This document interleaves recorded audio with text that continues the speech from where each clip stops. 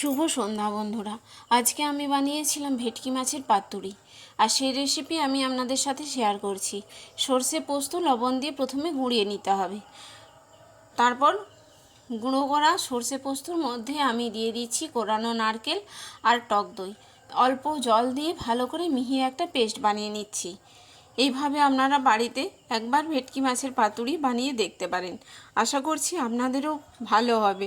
আমাদের তো ভীষণ ভালো লেগেছিল, তাই রেসিপিটা শেয়ার করলাম।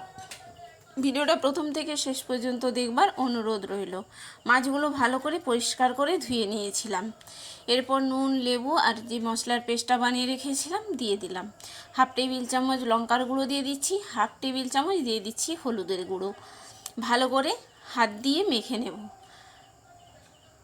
30 মিনিট কি 1 ঘন্টা রেখে দিতে হবে, তাহলে মাছের মধ্যে মশলাটা ভালো করে মেল্ট হয়ে যাবে, টেস্টও ভীষণ ভালো হবে। এভাবে আপনারা বাড়িতে একবার বানিয়ে দেখতে পারেন। এরপর আমি তার মধ্যে কলা পাতাটা ধুয়ে পরিষ্কার করে রেখেছিলাম, সমস্ত কলা পাতাগুলো সেঁকে নিলাম। এরপর কড়াইতে ওই একই তাওয়ার মধ্যে আমি কিছুটা দিয়ে দিচ্ছি তেল। একটা করে মাছ একটা কলা পাতার মধ্যে দিয়ে কিছুটা মশলা দিয়ে একটা করে চেরা কাঁচা লঙ্কা দিয়ে ভালো করে কলা পাতাটা মুড়িয়ে নিতে হবে। এভাবে এক করে আমি সমস্ত কলা পাতার মধ্যে মাছগুলো মুড়ে নিচ্ছি। তারপর সুতো দিয়ে বেঁধে নেব।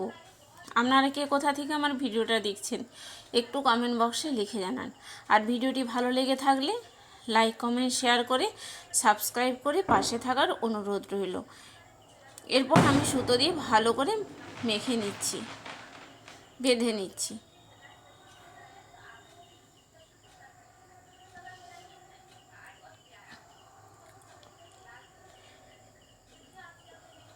এরপর আমি যে তাওয়ার মধ্যে তেলটা গরম করতে দিয়েছিলাম এক করে পাতুরিগুলো দিয়ে 10 মিনিট ঢাকনা লাগিয়ে মিডিয়াম টু লো ফ্লেমে এক দিকটা ভেজে নেওয়ার পর আরেক দিকটা উল্টে নিচ্ছি।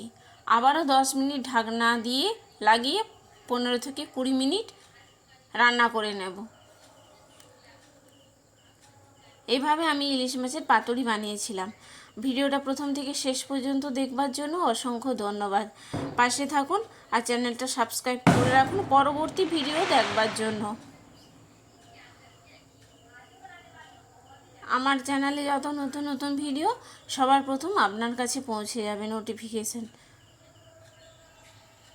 গরম গরম ভাতের সঙ্গে ভেটকি মাছের পাতুরি পরিবেশন করেছিলাম।